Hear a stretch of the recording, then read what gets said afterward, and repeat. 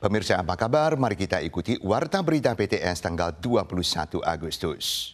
Setelah diperdebatkan selama bertahun-tahun, program ekstensi jalur kereta kecepatan tinggi Taiwan atau THSR dari Nankang ke Ilan sepanjang 60,6 km kemarin lolos evaluasi analisis dampak lingkungan. Meskipun kelompok oposisi menilai bahwa pembangunan ekstensi tersebut akan menimbulkan kerugian ganda baik bagi THSR maupun perusahaan perkereta apian Taiwan atau TRC, warga tetap berharap proyek ini bisa secepatnya disetujui agar Ilan dapat masuk ke dalam lingkaran kehidupan satu hari di Taiwan. Demonstran berkumpul di Kementerian Lingkungan menuntut penghentian peninjauan terhadap THSR dan menekankan bahwa isi laporan menyinggung efisiensi waktu tempuh THSR, namun mengabaikan durasi transfer dan waktu tunggu. Setelah lebih dari 10 tahun pengoperasian jalur barat, transfer antara stasiun Taichung dan Xinwu serta Tainan dan Shalun hingga saat ini masih belum dapat terhubung secara sempurna. 转乘跟候车时间怎么可能去造成那个节省旅行时间的24%的一个经济效益呢？这个完全是谎言，是骗人的哦。 Dalam rapat analisis dampak lingkungan, pejabat Bupati Ilan mengatakan bahwa Pemkab sangat menantikan program tersebut dan saat ini cuma tinggal satu langkah terakhir. 是一个必须要施作的一个重大的百年重大工程。高铁让宜兰能够进入全台一日生活圈。 Program ekstensi jalur THSR sepanjang 60,6 km hingga Ilan mencakup proyek konstruksi baru sepanjang 59,6 km yang dimulai di peron bawah tanah stasiun Nankang dan berakhir di stasiun di wilayah Tenggara kantor Pemkab Ilan. Dengan menghindari kolam penampungan air Waduk Fei Chui, jalur ini dapat ditempuh dalam waktu 20 menit. Proyek rel THSR ini akan menggunakan jalur layang. Koneksi antara kedua jalur tersebut akan diperkuat. Setelah lolos evaluasi dampak lingkungan, program ini akan diajukan kepada UN Eksekutif untuk disetujui secepatnya pada akhir tahun atau awal tahun depan dan dilanjutkan dengan program konstruksi. Jalur ini diperkirakan akan mulai beroperasi 11 tahun mendatang. Pemerintah Amerika Serikat dilaporkan sedang bernegosiasi dengan Intel untuk mengakuisisi 10% sahamnya dan mungkin juga berencana menggunakan dana UU Chip dan Sains untuk mengakuisisi saham Micron Technology, TSMC, Samsung dan perusahaan lainnya. Rencana pemerintahan Donald Trump untuk mengakuisisi saham TSMC melalui kesepakatan menukar subsidi untuk ekuitas telah memicu kekhawatiran yang meluas. Presiden Trump berencana mewajibkan perusahaan penerima subsidi program Chips and Science Act era Biden menggunakan ekuitas semikonduktor untuk menukar subsidi, mencakup Samsung, Micron Technology, dan TSMC. Perusahaan TSMC mungkin akan meminta pengecualian dengan menolak subsidi tersebut. 如果美国政府入股呢，可能美国政府呢会有一些干预的行为。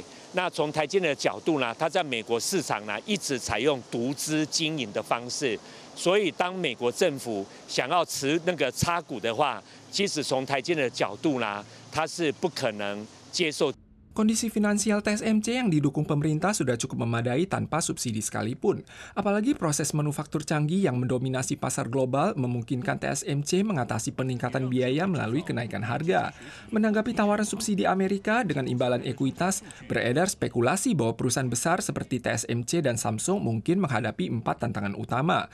Pertama, ancaman terhadap keindependenan perusahaan, timbulnya ketegangan geopolitik, hilangnya bakat terbaik TSMC. Kemudian, jika pemerintah Amerika menjadi pemegang saham, bagaimana cara pembagian labanya? Selain TSMC, Global Wafers juga merupakan produsen semikonduktor Taiwan lainnya yang telah menerima subsidi Amerika dan mungkin diminta menukar subsidi dengan ekuitas. 可能不单只有台积电啦，因为现在看起来是连 Intel， 然后连环球晶，它会变成一个美国政府持有整个半导体重要先进制程及设计能力的一个状况。 Global Wafers merupakan satu-satunya perusahaan dengan kapasitas produksi wafer silikon mutakhir di Amerika. Kalangan industri menganalisis jika Amerika memegang sahamnya, hal ini diyakini akan turut mendongkrak pesanan Global Wafers.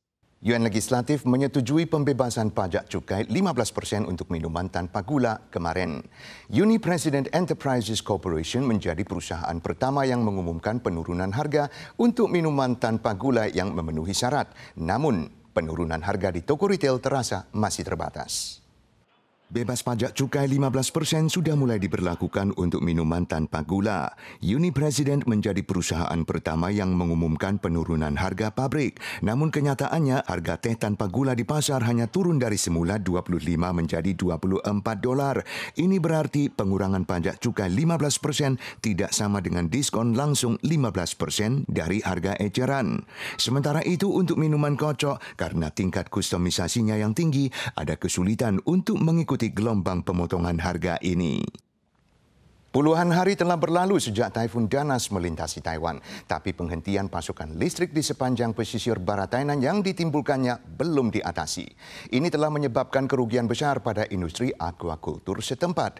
Matinya ikan bandeng dan kerang budidaya dalam jumlah besar selanjutnya memicu kenaikan harga. Di lain pihak, kerugian juga dialami petani kastanya di distrik Quan Tien, Tainan. Produksinya anjlok banyak. Petani di distrik Quan Tien memanen kastanya, namun volume panen dari ujung ladang hingga sini merosot banyak dibandingkan tahun-tahun sebelumnya.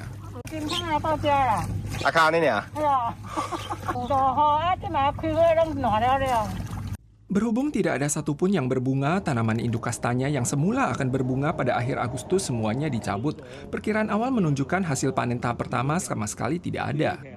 Selain kerusakan di sektor pertanian, Taifun Danas juga menyebabkan pemadaman listrik di sepanjang pesisir barat Tainan dengan durasi belasan hari di sebagian area, menimbulkan kerugian parah pada sektor aquakultur, terutama pada produksi dan penjualan bandeng.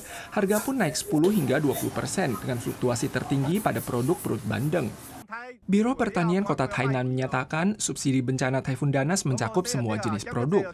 Proses pengajuan akan diperpanjang hingga tanggal 22. Petani diimbau segera mendaftar di kantor perkotaan. Setelah memakan waktu 14 tahun, Akuarium Taichung telah selesai dibangun dan memulai uji coba operasinya pada hari ini hingga 25 September. Lokasi akuarium baru ini berpusat di sekitar Sungai Tajia di Taichung. Dibagi menjadi 6 zona pameran utama yang mengadopsi desain akuarium terbuka, memungkinkan pengunjung untuk mengamati hewan laut dari dekat. Kawanan ikan kecil mengerumuni penyelam untuk meminta makanan, menciptakan tontonan spektakuler di dalam akuarium besar. Sementara dengan pengalaman interaktifnya, akuarium ubur-ubur sepanjang 8 meter ini menawarkan sensasi menyelami laut dalam. Inilah beberapa ciri khas akuarium Taichung yang baru dibuka ini. Mengadopsi desain akuarium terbuka dengan beragam sudut untuk menggantikan pameran tertutup tradisional, memungkinkan pengunjung untuk mengamati hewan laut dari dekat. Akuarium ini diharapkan dapat menjadi daya tarik baru bagi pariwisata pesisir Taichung. Selama uji coba, tiket masuk harus diprapesan dan akan diberikan diskon 20%. Pemirsa sekalian, sekian warta berita dari PTS. Kita sua lagi di lain kesempatan.